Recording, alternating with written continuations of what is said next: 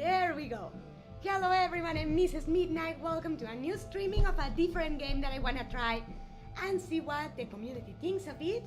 It's called Monster Loves You. Basically, you live your life as a monster since you're birth to your elderly years, whether you pass away or you become an elderly of the community of monsters. So, without further ado, let's start our game and see what you think of it. Let me know, by the way, if the music is loud. We are in the music store with Mr. Midnight.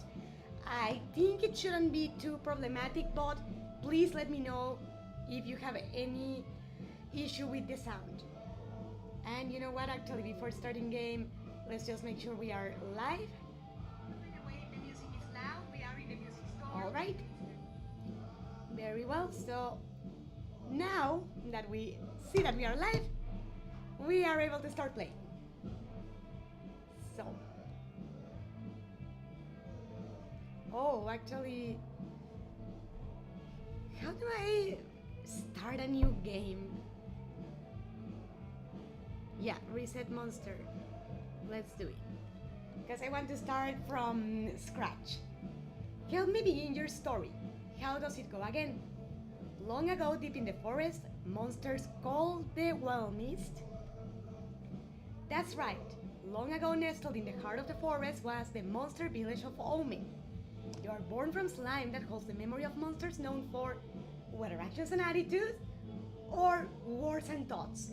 I would ask you what you would like me to reply, but I see that there's not many people in the chat yet, so I'm going to be making the choices on my own for now, but if anybody is watching and would like me to choose something in particular, please feel free to say so. So let's see. I'm in between, like mixed, cause words and thoughts are as important as actions and attitude, in the sense that just actions and attitude without thinking is recklessness, impulsiveness, but words and thoughts without being put to action do not do much. They become actually useless, so actions and attitude. You're not awake yet, but soon your first eye will open. Your simple dreams will give way to life itself. You dream of fighting and eating and screaming, facing frightening enemies unafraid, protecting innocent monsters from harm. Well, I mean, as a human, possibly I would go for the second one, facing frightening enemies unafraid. But as a monster, and if I was a monster, like with fangs and with sharp claws, yeah, what the hell, I would fight and eat and scream. And we earn points, 9 points of ferocity. If you see on the bottom of the screen, we have a total of 5 traits: bravery, cleverness, ferocity, honesty, and kindness. And depending on the choices we make, one of those becomes more enhanced. This is also important because it influences the rest of your story later on down the road. Your body is turning and twisting, growing solid in the middle of a great vat of green slime. It's time to be born. Okay? Be born? You awaken in the growing season, when the forest is erupting with color. On guard! Your eyes open. You are a morsel just barely born. You float in the spawning vat. Dozens of other morsels are exploring, flailing, and stealing food from each other. Let's try to swim. Another morsel swims toward you. It opens its mouth to show a set of small sharp teeth. It bites you. Aye! Swim away from the toothy morsel, or what? This is intolerable. Stop that biting. Yeah, I'm a runner. I would confront him. You pause, unable to believe that another morsel is trying to eat you. After a moment, you snap out of it and start to move again. Resist it, kill it. Unite the other morsels to repel the attack. You know what, today I wanna see the world burn. Kill it. Ferocity +9. Grrr. You rip into the violent morsel. It has fangs, but you have claws. Keep fighting. Grrr. Your first snarl. Excellent. When the fight is over, you're chewing on the other morsel's side, which is all that remains. Serve that monster right. Splash, flutter, splish, squeak. Another morsel is too weak to swim properly. It's sinking toward the bottom of the spawning vat. So, the first time I played this game, I actually did something about it. I selected The option oh no, that's terrible, which I am still going to, but oh, I thought it gave another option. Well, I guess we're gonna have to do something about it. You feel a deep sense of injustice at the smaller morsel's impending demise. If only you could do something about it. You swim to the morsel determined to act. Get under the morsel, I'll push it up. That doesn't work, I already tried it, so try to think of something. Cleverness. You rack your newborn brain. Wait, there! Some animal bones and sticks, rotting at the bottom, half hidden between the slime clumps. Prop up the dying morsel. You swim to the bottom, casting about, you gather some sticks and the long curving ribs of a deer. Get them jammed together good and tight. The morsel's own dissolving body holds everything together well enough. Half its body is above the surface of the slime. Make sure nobody messes up with what you've created. You swim in circles around the rescued morsel. You swim in circles around the rescued morsel, keeping the cruel ones and biters away until your new friend begins to move and solidify. Keep the morsel off the structure. As you do, you feel dizzy. That's a first. You've never been dizzy before. Everything goes green. With those off or fainted, one of the two, but wake up. Your friend is gone, but not dead. Another morsel points to the edge of the spawning bot. While you sleep, or while you slept, the weak one grew into the monster link. Hooray for brains! You have grown too big for the spawning bat. You must move on to the next stage of life and become a monsterling. Got any advice? You're going to get into some new trouble. Or you're going to get into some trouble, which is great. Exercise your bravery, cleverness, ferocity, kindness, and honesty. What kind of monster will you be? Indeed, to the Brute Cave. Very well. So there we are. This is us. These are the rest of the monsters. It's kind of cute. The design doesn't depend on you. It's just random, I think, at the beginning, and then it changes depending on your decisions. So let's choose our adventure. I'm kind of hungry, so let's go. Make me hungrier. Hamrang, an older monster, brings a big sack full of squirming rats into the cave. As he heads for the spawning bat, he trips and all the rats spill out on the floor. Gobble up some rats, help some escape, help Hamrang catch them. I think I wanna be vicious and ferocious and everything, but not necessarily to other monsters that have not been mean to me. Like not too equal, so help Hamrang catch them. Plus 15 kindness. You race his way, and that, catching rats and tossing them into Hamrang's bag. He pats you on the back. Accept the old monster praise. Respect plus 5, yay! Respect is important because that also influences on how the monsters treat you and how your story evolves when you get older. Hamrang says, nicely done. You could have just eaten them, but you saved them for everyone. You might be worth raising after all. Hamrang gives you an extra rat to eat, yay! Alright, next adventure. Go with the snakey. I like them. What's that noise from the spawning bat? You rush over, a big snake is eating helpless morsels. They moan and cry, but it doesn't stop. What? Bring it on, snake. Not your problem, they're just morsels. Or who doesn't eat morsels? Eat some too. No, again, I wouldn't, same as with humans, I wouldn't kill another human or eat a baby human, let alone. I'm not going to as a monster, so bring it on, snake. Ferocity plus 3. You puff yourself up and approach the snake. It glances at you, then swallows another morsel whole. Stand between the snake and the morsels. Hey, snake, you're what's for dinner. Fear, not here. Wrestle the snake away from the bat. Let's see. Yeah, wrestle it away from the bat. Ferocity and bravery plus 9, yay! You get your claws around the snake's body, just behind its head. It coils around you, but you roll away from the bat and out of the cave. The snake crawls away as you laugh and shout. Okay? Very well. So, just for you to see, bravery is your capacity to overcome fear and intimidation. One demonstrates bravery through courageous actions. Your bravery score is 9 out of 100. Cleverness, wit, brain.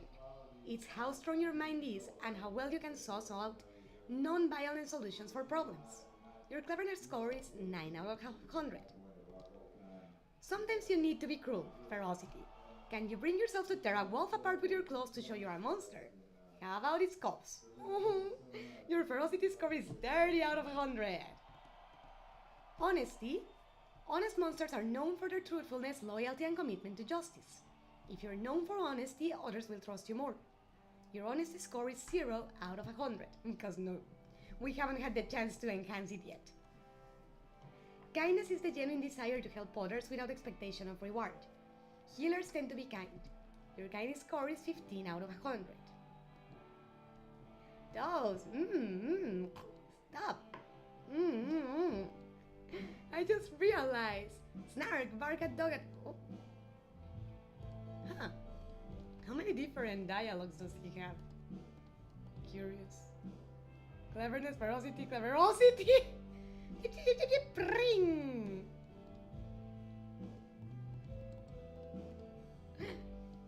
Kind of funny. Let's go with this one that has the drumsticks. Because my stepson plays the drums. You follow a tuning noise and find Sickle and Lapper hitting animal skulls with sticks. Nash Nash stands to one side, judging their performance. Join the contest as a musician or join the contest as a judge. Musician. Bravery plus 9. Nash Nash walks this way, and that watching as you take your position behind the skull of a bear.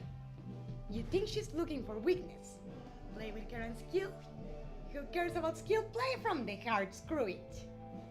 Bravery plus 9, cleverness minus 4, whoops. You drum as hard as you possibly can. Your sticks break and the skull shatters. Lapper and Sickle yelp in pain, but Nash likes it. Keep drumming with the broken sticks and stop drumming and accept your victory. Let's accept our victory.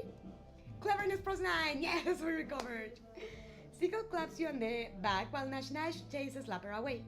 You notice that Sickle broke one of her sticks too, but Lapper didn't break any, okay? Oh. Let's go with the skull. Elder Marinus leads you and some other monsterlings to a secluded grotto at the back of the cave. What's that up high on the wall? It's a rusty iron cage. There's something inside it. Sticks and rocks, maybe? It's a collection of bones, Marinus says. This is a human skeleton. If you can get it out of the cage, you may play with it. Look at the cage. The cage rests on a ledge several monsterlings high and only one monsterling wide. The log rusted away long ago. A frayed rope hangs from the bars. Climb the rope, get help from a friend, toss something up to tip the cage over. Let's see. So it's bigger, obviously, than us. Like several monsterling high and only one monsterling wide. And there's a frayed rope hanging from the bars. So I wonder if climbing the rope would be smart, or getting help, or toss something to tip the cage over. Maybe, since it's like the size of several of us, get help from a friend? Cleverness plus 15, yay! You ask Nash for a boost. She laughs and throws you up onto the ledge. You crack your head, but you're there. Get out the bones and play with them. Toss down the bones so everyone can play. Again, build a community. Kindness plus 3. You let the other monsterlings in on the fun. Nash starts choking when she tries to eat some of the little bones. Slap Nash on the back. That did it. She spits out the little noodles and seems puzzled. I can crunch animal bones easy. How come human bones are so tough? Are they really harder? Perhaps that's a lesson. Like much harder than animal bones? That got me wondering. You are halfway towards leaving, becoming an adolescent. Firm up your personality as much as you can, alright. Let's go with the goat. Marinus leads a group of monsterlings to the scrape goat's pit in Porten Square. What's the scrape goat? The scrape goat is a goat with some monster heritage that helps clean and groom dirty monsters. Okay? Marinus, look for trouble or go along with Marinus. I want to earn respect in the community, so go along. Elder Marinus escorts everyone down into the pit. The scapegoat stands and trots over to her. To her. It's filthy and its breath smells like warm grass. Watch the scapegoat in action. Marinus turns her back on the scapegoat. The goat uses its long horns to gouge at her height, removing some dirt and several parasites. So she's clean now? Yuck! Clean monsters! Yuck! Yuck! Marinus smiles down at you. Don't claw it till you've felt it, little one. It's good to get things out of your hide. And not just for us. Is she trying to teach us a lesson? Marinus withdraws to the edge of the pit, but she looks from you and the other monsterlings to the filthy matted hair on the goat. Offer to clean the scapegoat. Pick a fight with the goat. No, poor goat, she hasn't done anything. Kindness +9. Marinus is delighted at your offer. You stay behind when the other monsterlings go back to the cave. Clean the goat. You run your claws through the goat's thick, wiry hair. Dirt leaves and twigs fall to the ground. Hey, that's nice. The goat shivers and stamps its hooves in a little dance of pleasure. When you're done, Marinus comes to take you back to the cave. Goodbye, scapegoat. Bah. I like bah. You said it, Groat. Alright. Let's go now with the human. Some monsterlings gather at the cave entrance to watch the sun rise. Suddenly a tall figure appears from the bushes. Its shadow stretches toward you like a knife. What is it? It's so big, bigger than 6 monsterlings and so tall and thin. Walking on 2 legs. Blistery squeaks. It's a human! Oh no! Kindness -1, cleverness +9, but I didn't even have another option! You dive into the cave, Wimmy cries, then scream as the tall thing footsteps draw to a stop. Is he dead? No, it was an elder from Snack, here to visit a friend. Old Tuldrus looks more like a stork than a human, but with the sun behind her, well, it was a natural mistake to make. Blistery doesn't know everything after all, does she? It felt good to see Wimmy so scared. Well, I guess objectively speaking, nice, honestly, because we were super short on that thing. At least we have some points of it. The top bit shows how many days you have left until your next stage of life. And the bottom shows how much respect you have amassed. 5 points out of a total 100. Alright. What's respect for you to see? Impress other monsters and they'll talk about how amazing you are. The more respect you gain in the earliest stages of life, the greater power you'll wield later on. Well, let's go with the hand, or the glove. Nash Nash spies a delicious mouse head mushroom. Mine! She plucks it from the floor, but it tumbles from her clothes and bounces into a dark crevice in the wall. Get it? Let Nash Nash get her own darn mushroom. Tell Nash Nash she's too afraid to go after the mushroom. Let's try getting it. Okay, how? Fish out the mushroom with something sticky, crawl inside and get the mushroom, offer to help Nash Nash get the mushroom back. Kindness, bravery, and cleverness all at once, nice! Okay, hold my feet. Nash Nash dives into the crevice and immediately becomes stuck. You pull her out along with the mushroom. She shares it with you, yay! Through me!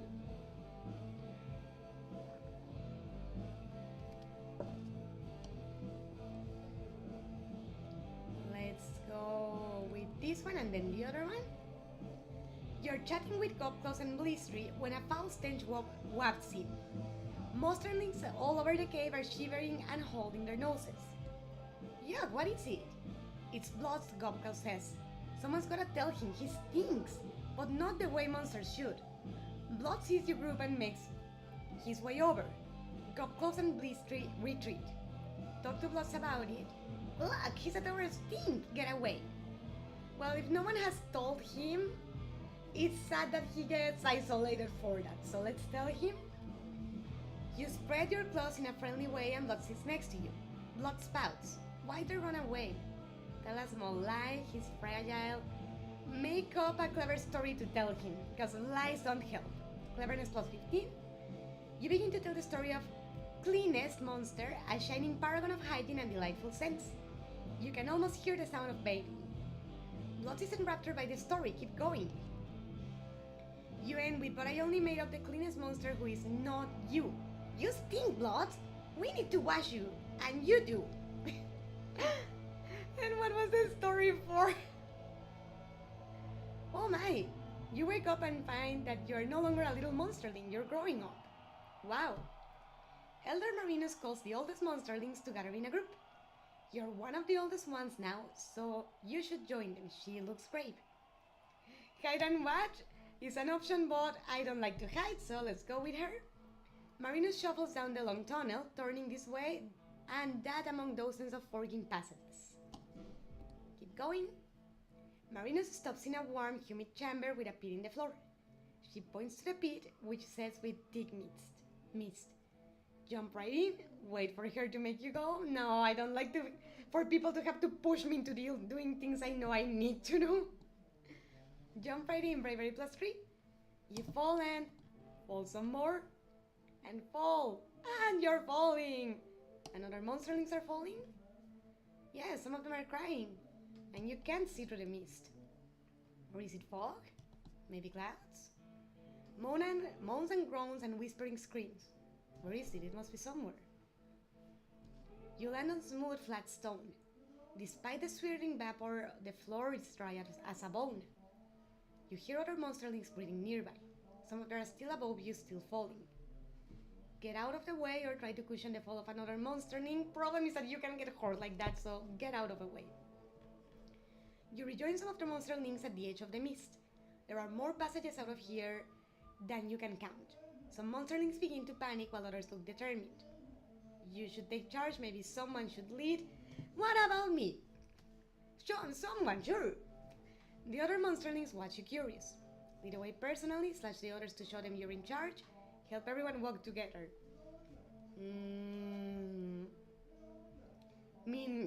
It's not like I know what I'm doing much better than the others, so work together. I guess it's kind, but also would be more clever than trying to take everything yourself. You lead the other monsterlings in a rousing song. Putting aside their trepidation, they advance into the twisting passages. Soon you have all convent in a cave full of even thicker mist. Where is everyone? We can see each other. The chamber fills with mist, smoke, fog, vapor, except it's not any of those things. It's ghosts! Hundreds of them, large and small, they're everywhere! Spooky. Spooky. One by one, the pale ghosts begin to turn their attention to you. Their eyes glow different colors. Stand fast or cringe a little.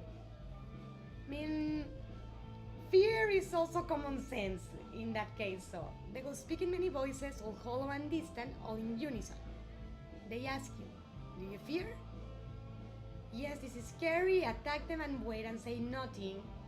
I'm not gonna attack them, because you cannot hit a ghost, they don't have a body.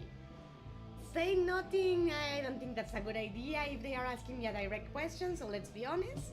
Honesty +9. Your answer echoes back to you, louder and louder. You crouch down, trying to hide from the noise and fall unconscious. Sleep for a while.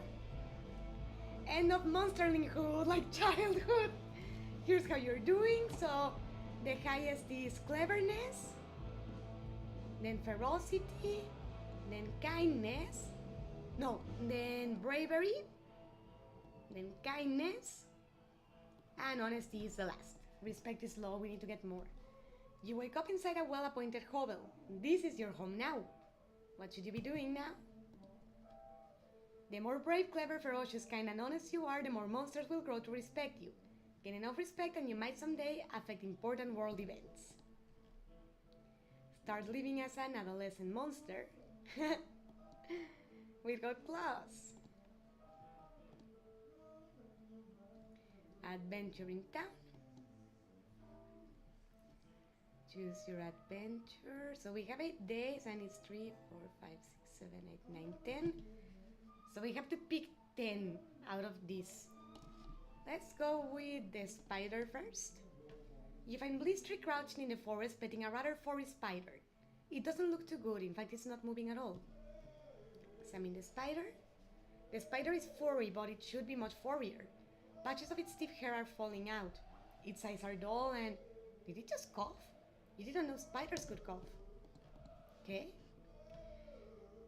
Encourage Blistry and move on. Help Blistry help the spider. Brought the spider awake with a stick. No, because if it's already hurt, we could kill it like that. You take a moment to assess the situation. There's a whole web full of equally large spiders in the alley beside Blistry's hovel. Dang. They seem tense and you think they're staring at you. The sick spider shivers. Place it with the other spiders, go find some medicine, feed it some flies. Could it be hungry? Because if you don't eat well, your hair falls and you look pale, so let's try that. Kindness plus 15. You scurry off to Nagnash hovel where there are always dead flies around and scoop some up. Then back to the spider. Soon the spider is cracking them with its little mandibles and sucking out their juices. Blistry is visibly relieved. Nice! Okay, nice! It did help her. Let's go now with this open huge mouth. Use a jaggery in a haze of bossy angry yellow bees. It looks like he stole a beehive off a tree and took it home. You can see why. Honey is irresistible. Yeah. Jaggery motions for you to help him. Size up the situation, help him out, don't interfere, nature is beautiful. Who cares about a few bee stings? Grab the honey. Size up the situation because bee stings do hurt. Bees can't kill you, but they can sure make you know you've been in a fight. All those stingers, each one with a little venom in it, and if enough of them sting you, they can kill you. Okay, so help him out. Just standing there thinking about it, you get stung twice. The bees are getting angrier and angrier. Jaggery frowns and asks, what do we do? Beat the hive near the smokehouse, that's a good idea. Smoke lures them away. Wave them away with your arms, no, that's gonna get them more nervous. Put the hive near a garden. Because of the flowers, I guess, but the problem is that if they are protecting the hive, just something that attracts them may not be enough. We need something that lures them away. Cleverness, yes, for 15. Plus 15. It worked. The bees fall asleep and you get a double cluffle of stinger-free honey. Yay! Yummy. Let's go with the goatee. You hear a bleating sound from inside the scapegoat's pit. Is it the scapegoat? Of course it is. Bleating is what goats do. The scapegoat walks out of its pit, looks around and bleats again. Nash Nash says, it wants a fight. Let's give it one. A fight? Sure, that makes sense. See what's really bothering the goat. See what's really bothering the goat because the goat didn't know we were there for it to want a fight. Cleverness and kindness, alright? The scapegoat stares at you as you approach it. It bleats again. Looking into the pit, you see that there is no food anywhere. Oh well. Nash Nash shoves you aside and says, I said, let's give it a fight. Ask Nash not to fight the goat. Defend the scapegoat from Nash Nash. You get some goat food while Nash Nash gets her fight. Go get some food. I think would be more intelligent. Because the problem was that it was hungry. You scrounge some edible greens from Handrak's garden, then use them to lead the goat back into its pit. The goat is satisfied.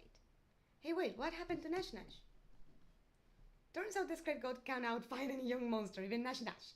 She's off licking her wounds and the goat hasn't got a scratch on it. Alright, so good because it didn't need defended. Good to know. See, I'm curious about this one with the rock.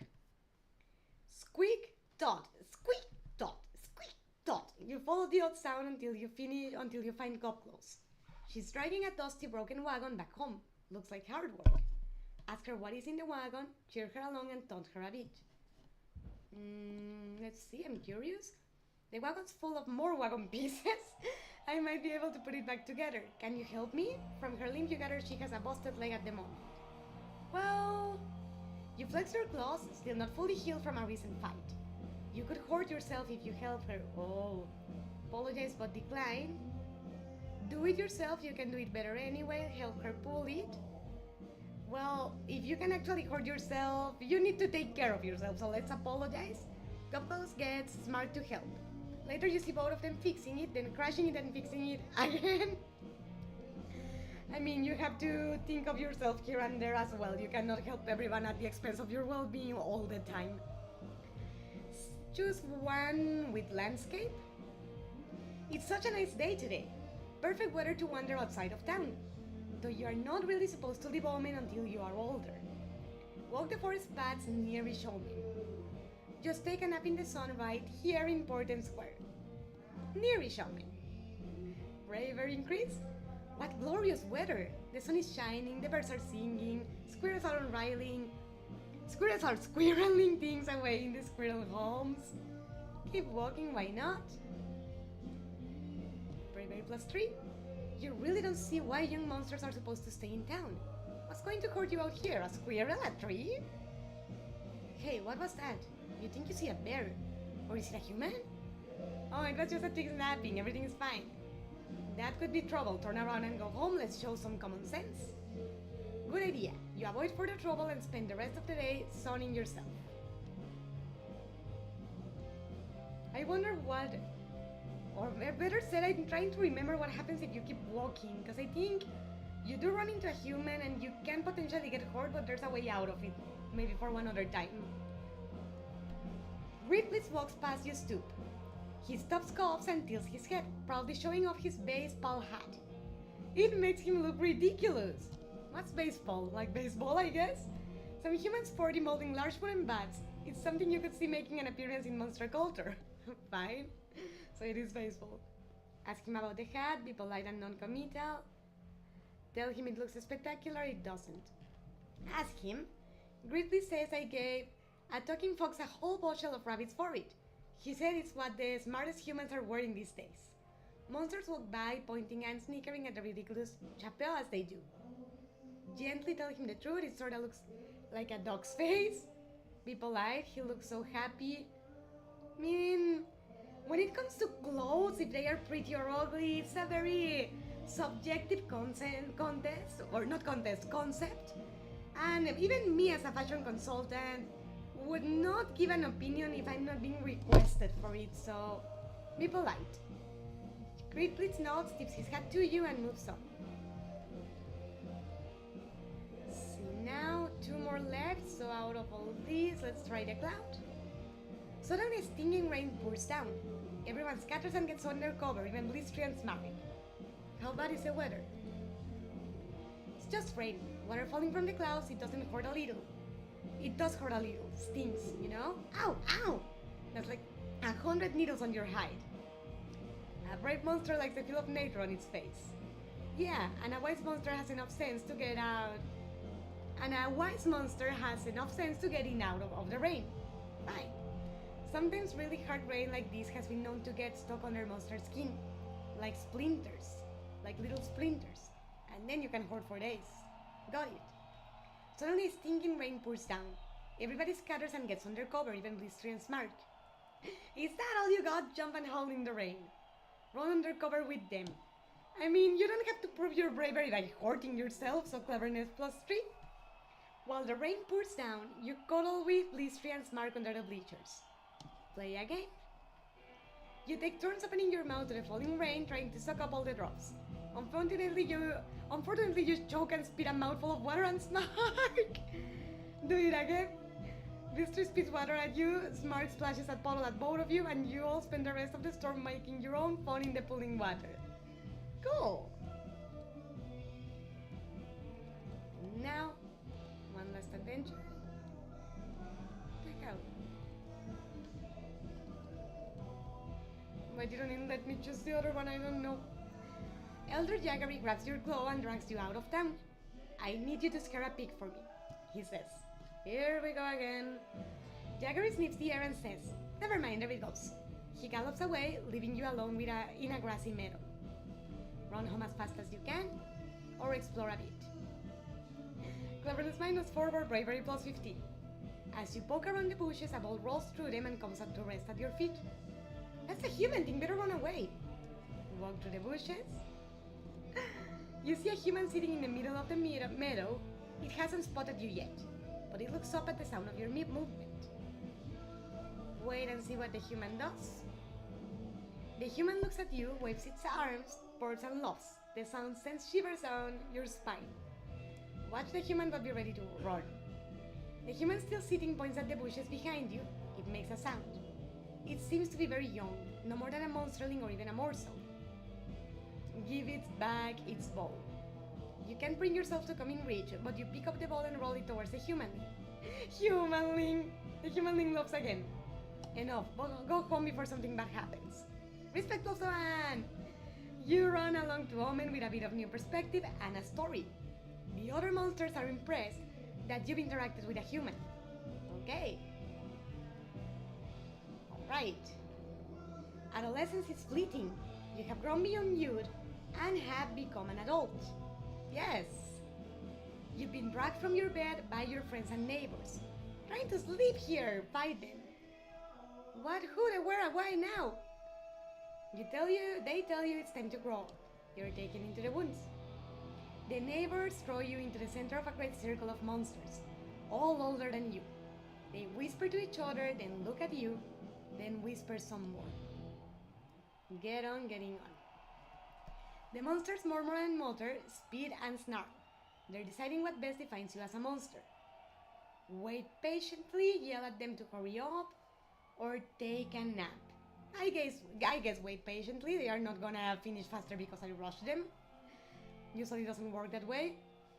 After a while, the muttering stops, though the murmuring goes on for some time longer. Finally, the assembled monsters come to a decision. Well, what is it? The ring of monsters shuffles closer to you, forming a tighter circle. Elders loom over you while the smaller adults crouch loud. Your surroundings grow shadowy and dark. Wait, what's happening? Do your part in the ceremony of adulation. The other monsters hold you in some respect. 6 out of a possible 100 points. Good for them. Someone calls you clever.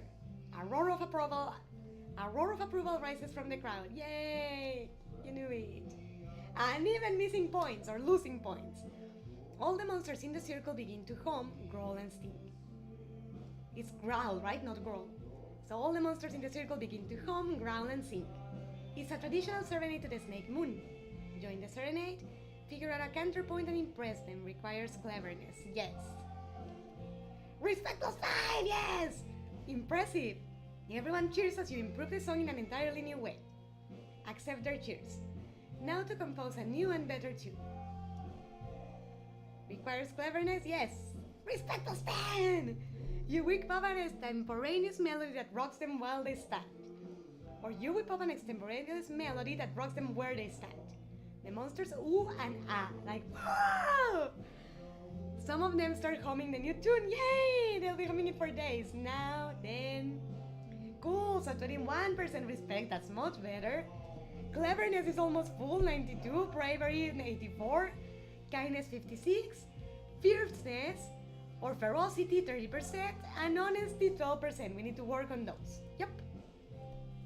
You're an adult now. You'll grow stronger over time, but your personality is no longer as mutable as it was when you were young.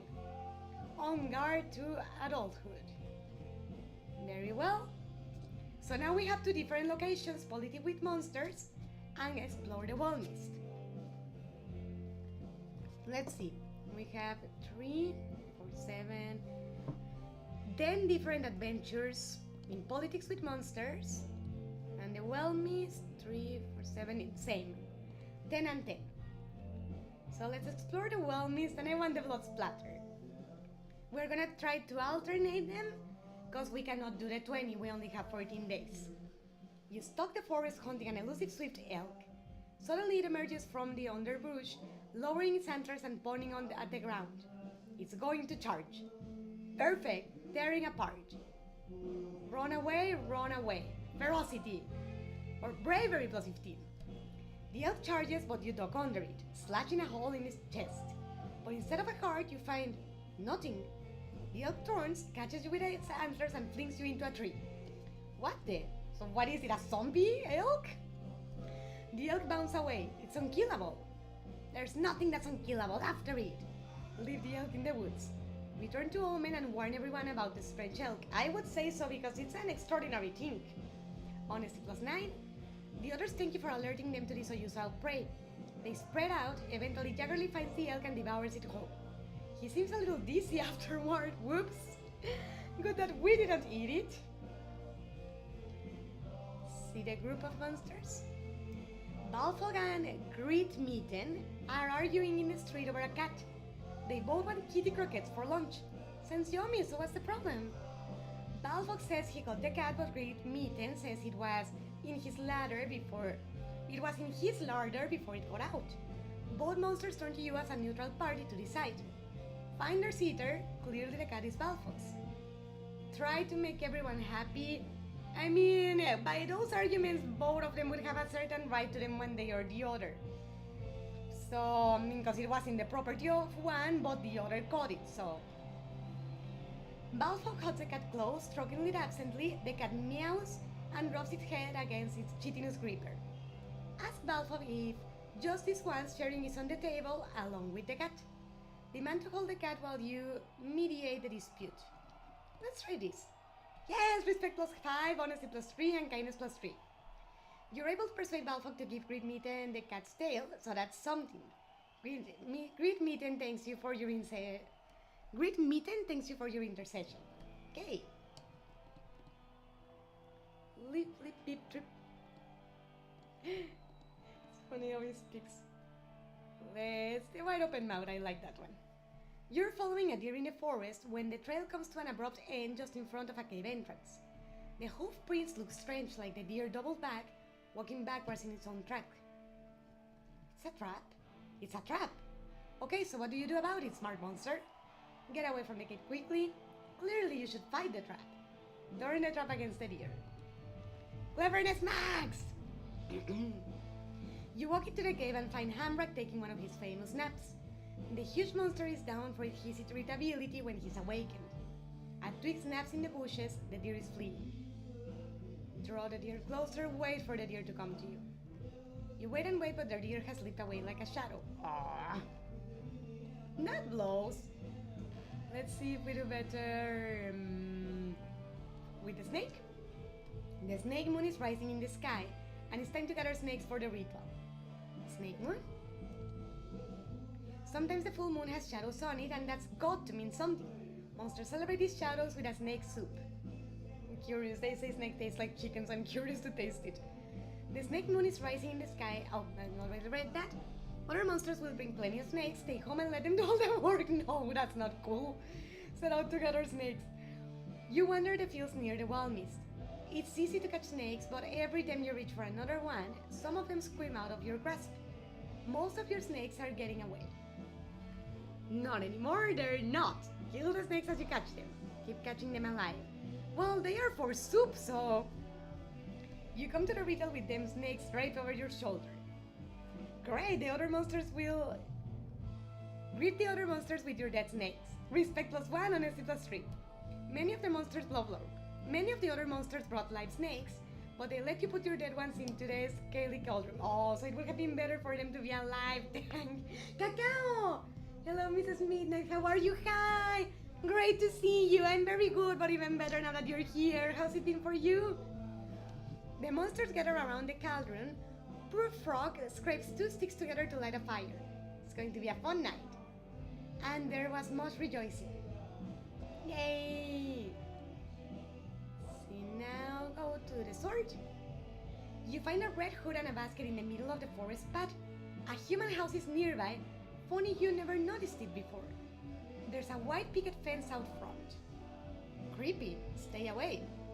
Circle the pretty little house. Take the hood and basket home. I'm not mean to monsters, but humans are a whole different matter. They're too damaged to be considered proper artifacts, but they are interesting. Nash and I will probably eat them the next time she drops by. Oh well.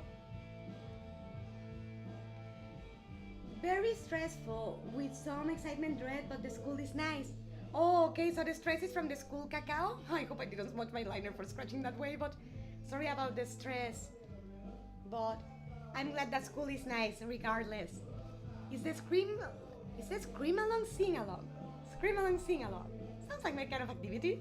Everyone's screaming loud as monster wins. Scream, sing! You're totally going to break some windows and eardrums. But why are all these monsterlings here? Your singing has been known to hoard their little ears. Sing quietly using mostly stomach noises. Belt it out, you gotta win? Pre-smash the village windows and sing! I'm mean to humans in this game, but not to monsters, so... Kindness plus 15, respect plus 5. Yay! You're hungry and brave and hungry. You think of this truth so well. All the other monsters are moved to tears. You don't win any prizes, but none of the monsterlings are hurt. Huzzah! Mind you, it takes more than that to actually damage even a monsterling. Alright, so maybe next time we are more hardcore. But for now, oh no, it's actually politics with monsters that we need to visit. Not really, the stress is from government issues which lead to no money. Oh no! In Austria too? It's the same here. I think Nate told me that just recently the government shutdown finally finished, but it's been going on here as well. I'm sorry that it's going on in Europe too. That's awful. Let's go now with the spider. Today's the day of the Spinner 500, the big spider race. Winners are regarded highly by all around town. Let's do this. But your spider hurt her leg this morning. What should you do? It's a noble race. Watch with your spider. Cheat. She's normally the fastest spider in the world, even the playing field. May the best spider win. Enter your sonated. No, I mean, I'm not gonna cheat because there's no satisfaction in winning a competition like that. I'm not gonna make my spider, like my pet, enter a race horde. I mean, one thing is to decide to do it yourself, but to force someone, no. So, watch with the spider. Honesty plus 9. Honesty plus 9. With a tear and a smile, you and your spider watch from the stands. The spider sucks the butter out of a piece of popcorn and gives you 4 tiny thumbs up all at once. Oh, yeah, because she's my pet. Respect plus 5, yes! She rubs her healing leg and says, next year's the year. If a bird doesn't eat me, no, we need to take care of her. Well, my case is a bit complicated, so no Austria-specific issue. Okay, is it like with healthy insurance or those things, Cacao? Let's try the angry one. You're bringing home a human coat you found hanging on a tree.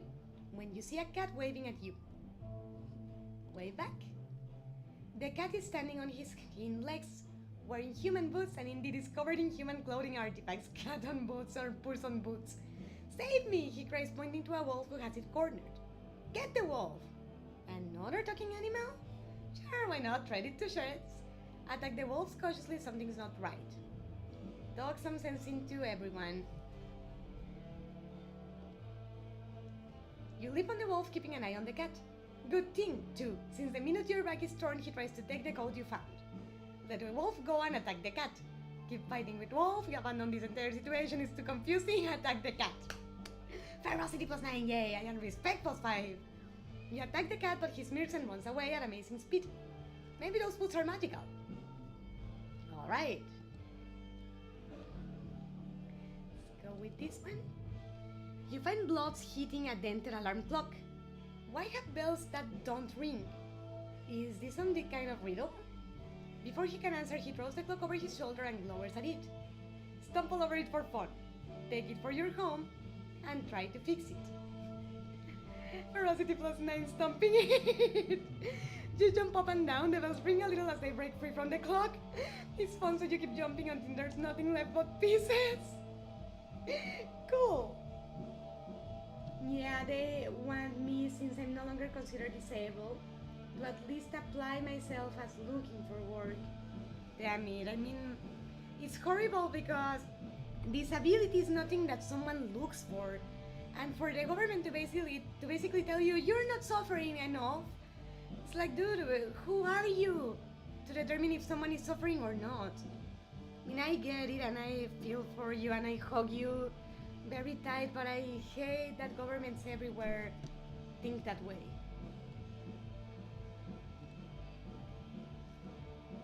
Oh, I was actually right to go with politics. Let's go here. You show your newest collection of human artifacts to your neighbors. They seem suitably impressed and listen in. Say more? The truth is, you just found them in the woods, but everyone seems so interested it would be a shame to let them down. Monsters do love a story, so you could stretch the truth. No, because we need to get our honesty higher. Little, lie big, tell them you tricked a human. Just a little lie to keep things interesting, tell the straight truth. Honesty plus 15, yay! By the time you're halfway done with the tale of your peaceful walk back to the Omen, With the artifacts, Hamrag is asleep and everyone else has gone home. Well, yeah, but what's the point of getting attention or praise on things that are false and then how uncomfortable in one day they find out you made it up? Too much trouble. Don't like lying. I'm not gonna say I have never done it, but I don't like it. Let's go to the Wild Mist, which I'm now waiting for, plus I need to pay... Oh, but given that I was entered the system as unable to work, I need some extra paperwork, which I'm now waiting for, plus I need to pay back some, which I need time for until. But without money I can't pay it back. It stresses me out so much, of course, because you are basically jumping through hoops to try to solve problems that are regarding your health. So sorry, Cacao. I really hope the situation fixes or at least improves soon. A pack of monsters sets out to capture the honeyed bees, a special swarm that carries its hive along with it in small pieces. The sweet odor of rich honey is everywhere along the forest trails. Onward! Blistry says, me first, and I'm not sharing either. It's every monster for herself today. Nash nods and flexes her claws as everyone splits up. Lure where the swarm is likely to pass, then pounce. Lures into the heart of the largest part of the swarm. Grab a honeycomb, but only if it's safe to do so. Let's try that one. Respect and bravery max, yes! You take a nap in the shadow of a thicket of trees, awakened by the approach of buzzing wings. You jump into the swarm and escape with a delicious honeycomb. Yay! See now this one. Monsters are gathering around the skull pole. They invite you to dance with them. Skull pole. A few monsters die without dissolving themselves in the communal spawning pit. Other monsters save the heads of the deceased and hang them on the skull pole. The skin and flesh turn to slime, eventually leaving only bone.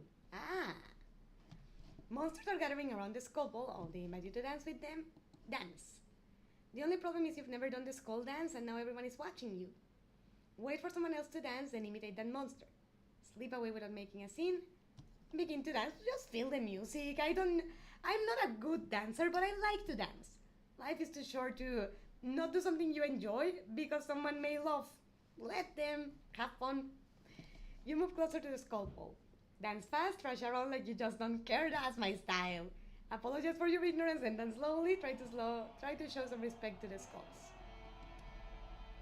Respect -3, well, honesty -4. You look up from your clumsy display to find several of the others hiding right behind their claws and tentacles. The rest of the monsters walk away without dancing. Oh, I thought that would go better. My parents can't help me out anymore financially. The one support I had locally randomly ghosted me. Why? I mean, did anything change with that local support? Like having less phones or something?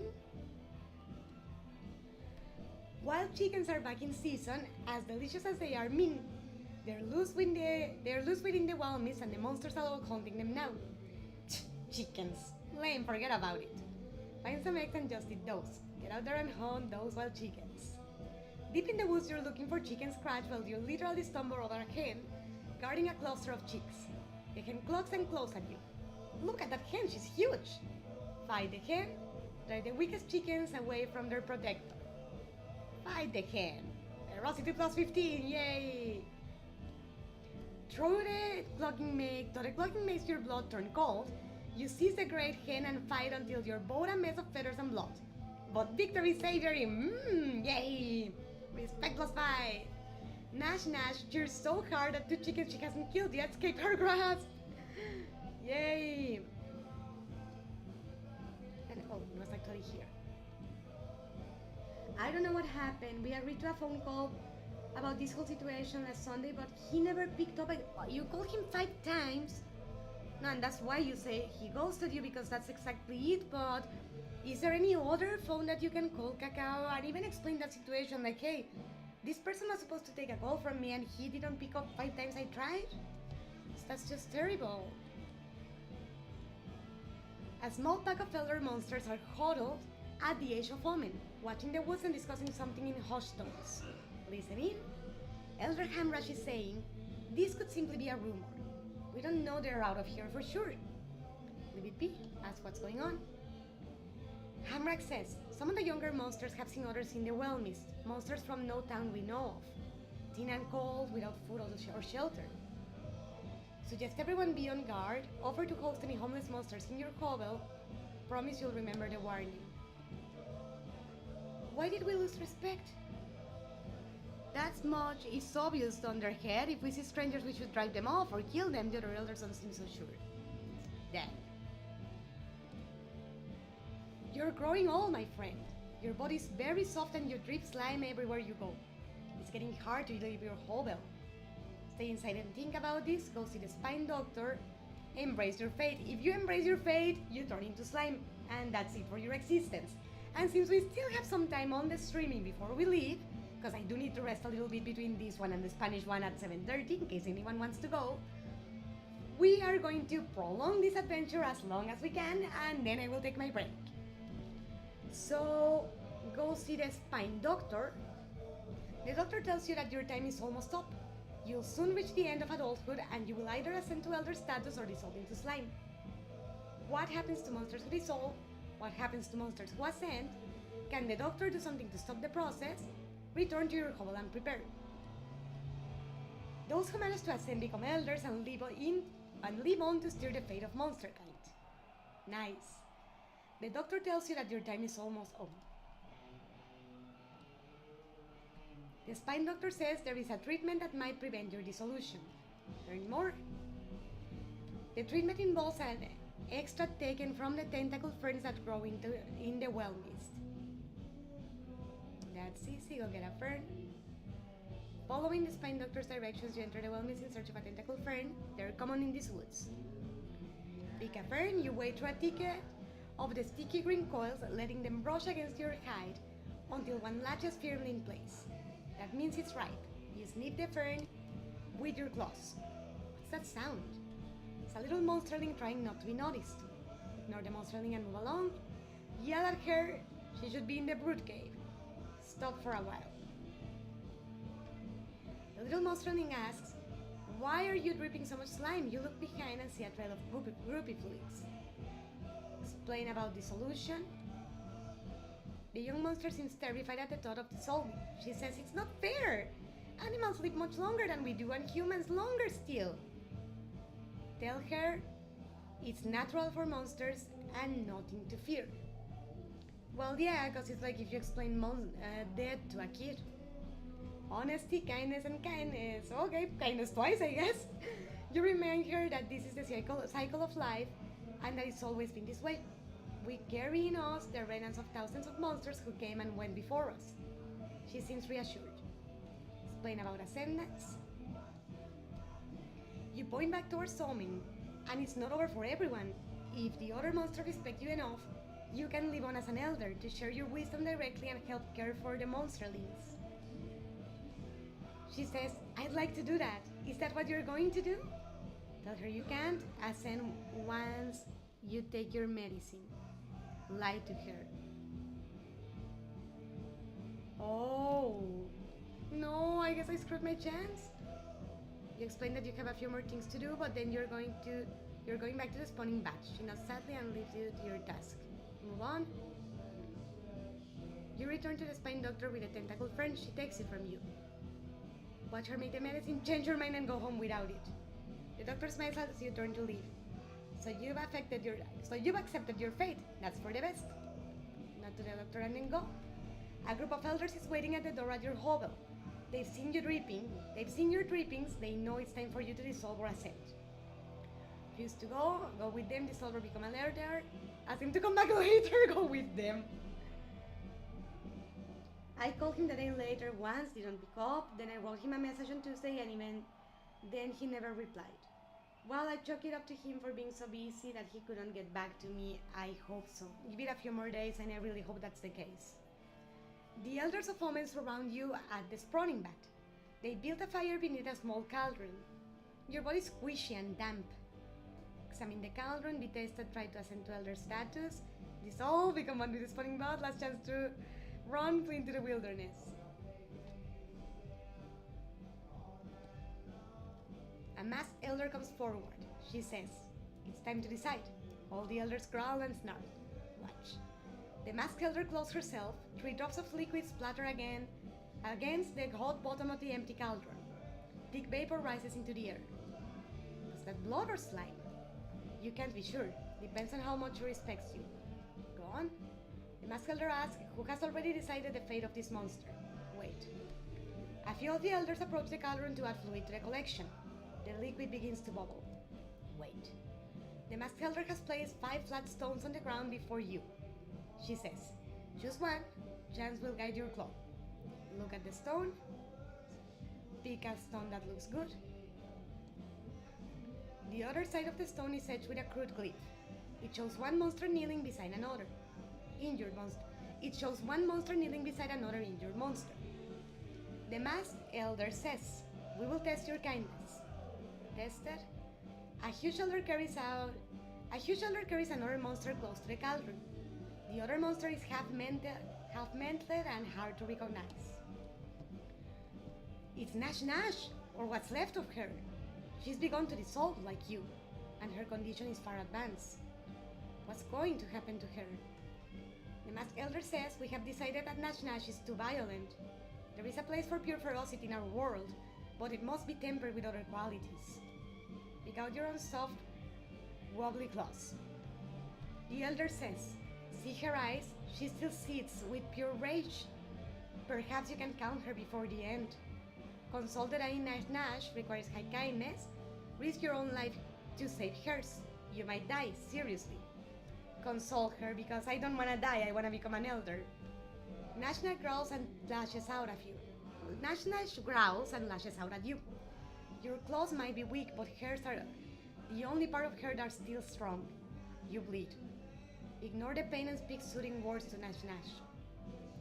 You lean close, wincing slightly as she draws a new line of red on your hide, and hold her tight. She finally ceases her struggles. Goodbye, Nash Nash. The huge elder picks up the now unresting Nash Nash and gently releases her into the spawning vat, and she is gone. Choose the next stone. The other side of the stone is edged with a crude glyph. It shows a monster frowning in concentration. The masked elder says, we will test your cleverness. The masked elder emits a series of musical whistles and clicks, then performs a complex dance.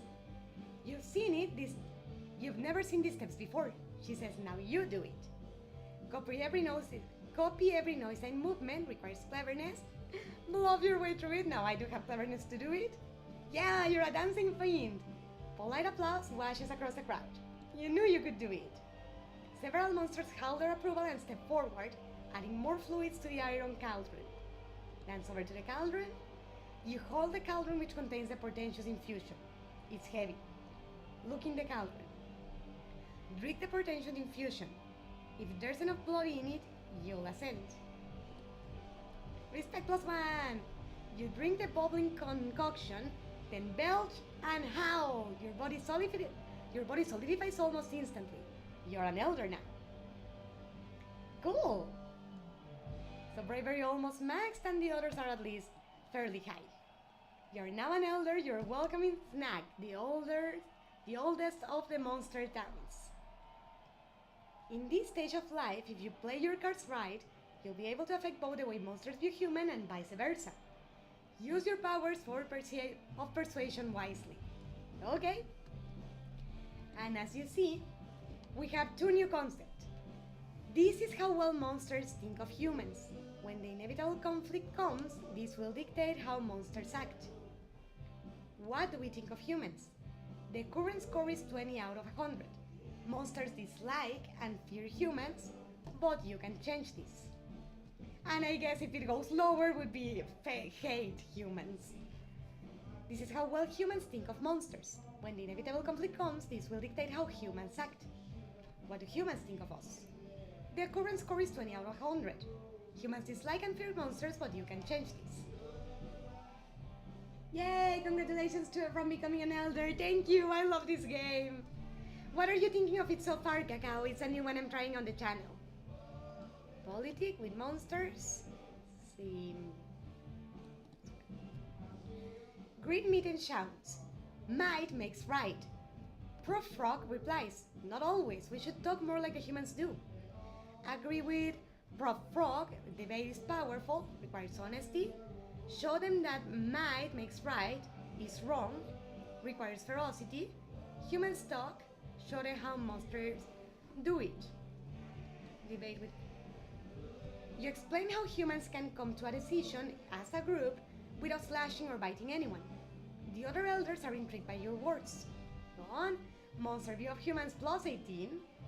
When you start describing voting, they lose interest, but they agree that wars hold great power. Right? Journey to Carmen. Choose your adventure. Same icon.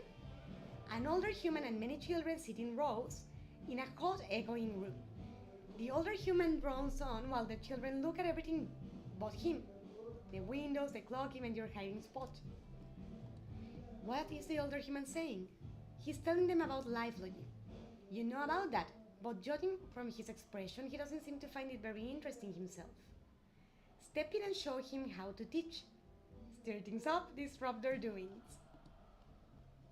You burst into the classroom and everyone stops to stare at you. From one precious moment, nobody does anything. Tell them about the workings of living things. Requires cleverness. Tell them about the attitude behind doctoring. Requires kindness. See? You begin your lecture, smoothly explaining how the heart pumps blood and how many miles of veins and arteries they have in their bodies. The whole class listens fascinated. Go on. You're well into the second hour of your lecture when a bell rings. The teacher says, I'm sorry, that's all the time we have. Wrap things up. Humans view of Monsters 18, yay! As the children leave the chatter and laugh, you've made some new friends today. So 38%, what does it mean? Still, dislike and fear humans, so we have more to go. They all look angry. It looks fun, yes, it is a very cute and fun game, definitely. Great list pop up with multisyllabic importance addresses the other elders. My fellow Monsterine, he begins, I propose we meet the humans halfway. What? In that meadow near the forest? No, he clears his throat. I think we should learn from them and adopt human ways to become more civilized. Agreed and explain some human innovations, requires cleverness. Yes, I learned much watching their hunters, requires ferocity. Here, started an exploratory committee to look into the matter. Yes, we should use their drinks against them. Use this one. You throw a rock at Ripley, he freaks and charges. You slap him aside and create several of his arms in a complicated lock. Explain that you learned this trick by watching humans practice. Monsters view of humans plus 8. Everyone goes crazy at this. They love the idea of being like humans, at least this much. Soon you are inundated with requests to teach a class in blocking and locking. Bear with me 1 second, guys, because I want to see if Mr. Midnight is okay. I heard something falling.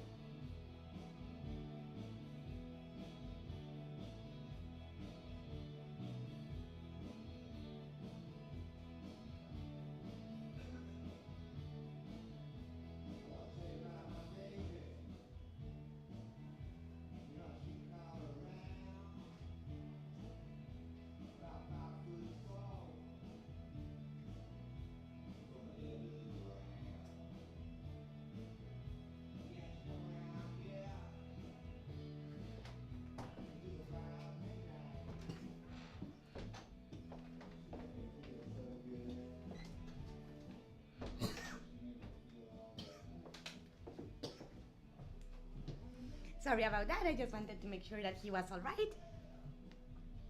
I hope Nate's okay. Yeah, he's fine. He just bumped into a stool and some CDs fell. CDs I think are okay, but I just didn't want to hear something fall and not even check on him, you know? Everyone goes crazy at this. They love the idea of being like humans, at least this much. Soon you are inundated with requests to teach a class in blocking and locking. Cool. Take a journey to Carmen. You are hiding in a shiny wood building. Two humans are holding hands in front of another human. Aha! He makes a lot of noise about a witness. The other two look around disappointed at the empty room. Oh, it's a wedding! Pull your hat over your head and offer to be a witness requires bravery. Wildly seek out another human to be witness requires kindness.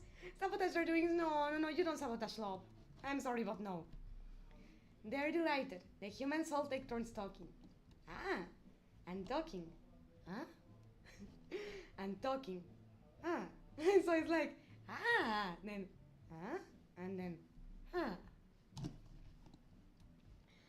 and talking? Yes! Eventually the two holding hands make kiss faces at each other. They sign a paper and hand it to you. Take the pen and do the same.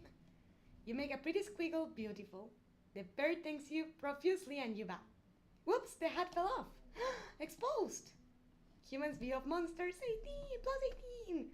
The humans gasp but you stand your ground, unafraid. After a moment they thank you. Yay! So, the current score is 56 out of 100. Humans are ambivalent about monsters, like neutral. And monsters and are ambivalent about humans too. So let's do some politic. Goplas unrolls a big map showing the surrounding region. She points one pincer at a series of red circles. Say what? These are places where I've seen humans drop things. I think we should put garbage cans there. Why? Goplas says, so we can harvest the things they drop. Then we can study them and understand them better. Question the plan but be open to it. Great! Help her develop the plan. The plan requires cleverness. There's a lot to it. I mean, first of all, less pollution, because humans don't give a crap about it, but also more possibility for monsters to study them. You get things in order and help cop clubs arrange their cans so they'll be easier to collect later. Yay, organization! You and Gop Club sneak to the woods to the new designated human evidence collection locations, or DHECALs, and place the extra cans. Yay, acronyms! That reminded me of white chicks like, yeah, let's learn your acronyms. Across immediately, humans begin dropping trash into the cans, including many candy wrappers with bits of Twited still inside. Yay, leaking dirty candy wrappers!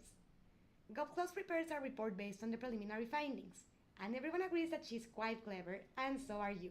Yes! Monster's view of humans, +8, still ambivalent. Into Carmen. You watch as an elderly human tries to fix his house. He looks up at the leaky roof with a sigh and as it starts to rain, and goes inside. How bad is the leak? Looks like a trickle of water will get in the attic from this storm. It might do some damage to the human's house. He also left his tools out. Steer clear, it's too dangerous. Brave the rain and danger to repair the roof. My body solidified, so I could now. Requires bravery. Kindly protect his tools from the rain. Requires kindness. It's only letting in some of the rain. Fix it. Oh, it's only letting in some of the rain. Fix it, like make it worse. Nah. No, because there's a war upcoming. So if as an elderly monster I do things to harm humans, I'm actually making the conflict worse. Brave the rain and danger to repair the roof. Humans view of monsters 18, yay! Success! The human hears hammering above. He emerges just as you leap away. The repair's finished, okay? That's a relief. That's one wedding to remember. Yeah, I would have liked a monster to witness our wedding. I'm gonna go tell Nate why didn't he invite a monster to our wedding. I actually wanted to see also what changed here because the color is now green. Some humans like monsters. Alright, 74 out of 100. Some humans like monsters. Good. Politic. Mopsy Moral outlines a plan of defense against the humans. Fruitcake! I've seen it, friends. Every year the humans offer it to each other, but nobody wants it. Like the lousiest Christmas present, and I have never tried it. Is it even tasty? She can't possibly think, but fruitcake is a weapon. Oh, she does, Mopsy goes on. If they fear it so, it must be a weapon. Perhaps a deadly poison. We can steal and turn against the humans if we need to. Explain the truth. Human fruitcake is delicious. Requires honesty. Humans give fruitcakes as gift. Sorta, exactly, it's a gift, but nobody likes it. Or almost nobody, I guess. Yes, let's anger the humans by stealing their little cakes. No. Everyone is shocked. You've said surprising this before, but this is pretty blatant. Mopsy mutters something to a friend too quiet for anyone else to overhear. Look at Mopsy expectantly. Monster's view of humans +8. Mopsy mutters, you are known for your generosity, so perhaps you're right. But I still want to get my claws on some fruitcake. Well, yeah, we can try it. Just not to upset the humans. Some monsters like humans, very well. I don't know. I think I never had it either. Yeah, no, me either, Cacao. We'll remain curious until we do. You're investigating a stack of crates in an alley. You hear a shriek. Ah, screaming boxes! Wait, it's a small child. He runs in, followed by three slightly larger ones. The small one jumps behind the tray crates to hide, next to you. What about the three larger ones? Keep the small one hidden, requires kindness. Teach the child to be a monster, attack, requires ferocity, eat them. All of them.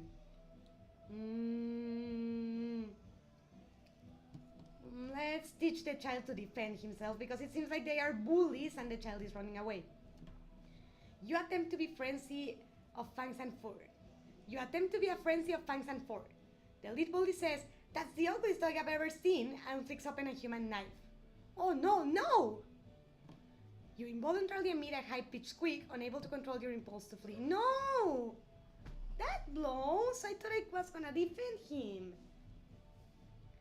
You know what? Let's do another journey to Carmen. I'm not happy with that. You're splashing through rain gutters when you spy a human on the steps below. She snuffles and sobs into a tissue. A crumpled letter lies beside her. The human? You slide down a gutter and squat up. You slide down a gutter and squat beside the human. She squeaks and holds very still when you don't attack her. Okay? Finally she says, you want to know why I'm crying? My parents say I must marry Ernst, but I do not love him. I just wish he'd go away. Help her no matter how dangerous they may be. Requires bravery. Offer to harmlessly scare him away. Requires ferocity. Let's offer that. The human takes you to the home of Ernst under cover of darkness. She asks him to withdraw his proposal. Then when he refuses, you leap out of the shadows and shriek, yes? Human's view of monsters. Until he's sitting in a puddle of terrified sweat. She laughs at him. You're a coward, Ernst. Goodbye. She fairly winks at you for your help. Alright. Yeah, the human is much happier now. Humans love monsters, yay! I love monsters too. Let's make monsters love humans just as much. Your fellow elders debate. Are humans more dangerous now? Is it time to reveal ourselves? Rise, take your turn. The air grows still, birds stop singing, the silence is reverential. You turn and see the oldest monster sitting on a hovel roof. Dwarfing it. It's watching you. Erg. The oldest monster tilts its huge head and raises one of its three scaly eyebrows. Admit fear, but this you must learn more. Requires honesty. The best humans, like monsters, are fearless. Requires bravery. Admitting humans are the biggest threat to monster kind. We need to learn more. Monsters' view of humans +18. You explain that fear is no excuse for ignorance, especially as the latter can cure the former. The older elders applaud. The oldest nods, maybe? Okay, I accept that. Monsters love humans, alright. Mrs. Midnight on her way to avoid a war, yes! No monsters die on my watch! You sneak up to an open window. A human sits on an overstuffed chair. Her back is to a desk covered in... Wait a minute. It's maps, with red X's on them. They're showing off locations of the monster towns, alongside a badly drawn sketch of a monster with a knife stuck through it. What to do? Alter the map to teach her something. Requires cleverness. Confront her even though she could kill you requires bravery. Teach this human a lesson with violence requires claws. Not with violence, because then it would confirm that monsters are in fact dangerous and they have to take us. But alter the maps to teach her something. You go into the study quietly and begin moving the maps around. You realize that you can use the maps to tell a story. You draw additional pictures here and there, rearranging the maps to show the human what she got wrong. You draw an artifact where Blood's dog went up, then make a spiral when you got lost that time. Yes, this will help. Now put it back. Human's view of monsters max! Yay! The human soon wakes up. You watch through the window as she studies the changed maps. After a while, she wipes a tear from one eye. You've gotten through! Yay! Humans super love monsters! Humans love monsters, alright.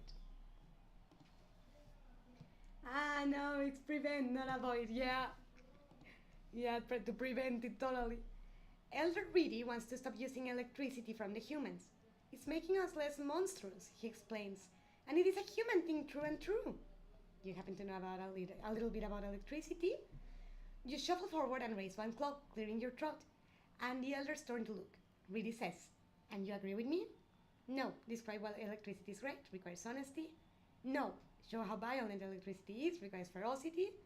I agree with Reedy, electricity is useless. Violent. Well, if it worries her that it makes us less monstrous, show her that is violent. You leap up and grab an overload electrical line, ripping it open.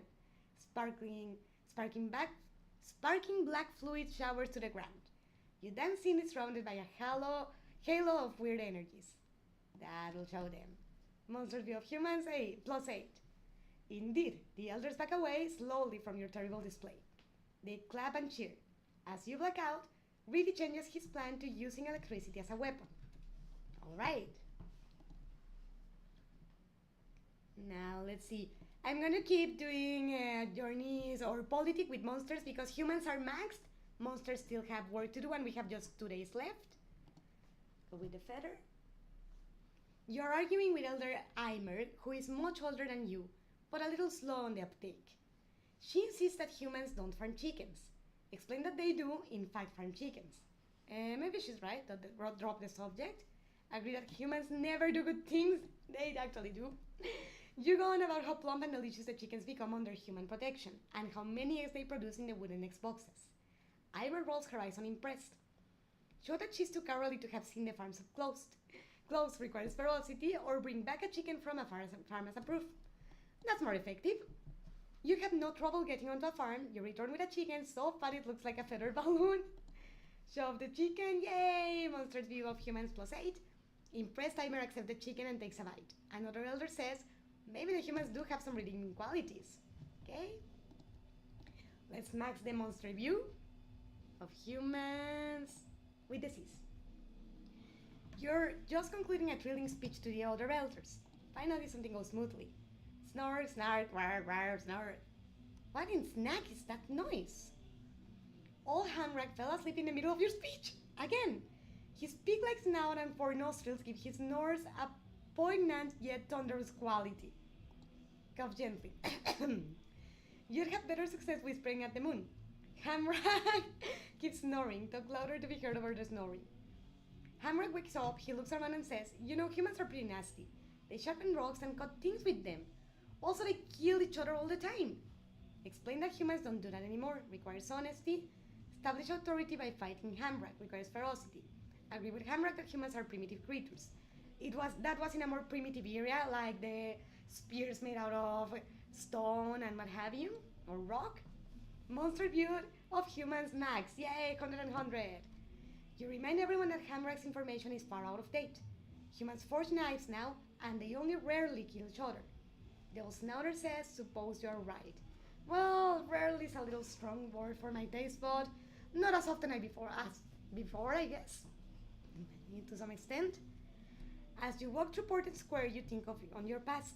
You've led a good life, but the one thing you were never able to gain was phenomenal respect among your peers. Oh well, who cares? We'll have to try the game again next time. Though monsters have always feared and loathed humans in the past, your work towards improving relations has paid off. Monsters have come to respect and like them. Well done! Meanwhile, humans who once hated all monster kind have come to understand that monsters aren't terrible, evil things. Rumor is that humans think pretty well of you? Okay. Shattering your reverie, a terrible commotion erupts. Elders and younger monsters alike are milling about in a great mob. What is it? Blood drops from a nearby roof. Humans! Humans are coming this way! What? Blistry says, that's wonderful, we can talk to them. It's true. Relations have been warming up. Both monsters and humans meet deep in the well mist. There is a considerable shuffling of feet and paws. Everyone wants to talk, but nobody wants to make the first move. Only for some monster words to speak up. I have no problem with speaking up. Yes, if only. A few of the other elders are looking at you, strangely enough. Yeah, people tend to do that, like, tell them, Gladys. Slash one in the throat to show them who's boss. Get lost, humans, no! Welcome, humans and friends. Let's not ruin everything. Everyone breathes a sigh of relief as you put your best claw forward. It's the first step of a long journey. A journey on which monster and human will cooperate in all things. What happened next? The end! Yay! So, I guess we find the money and they find us too?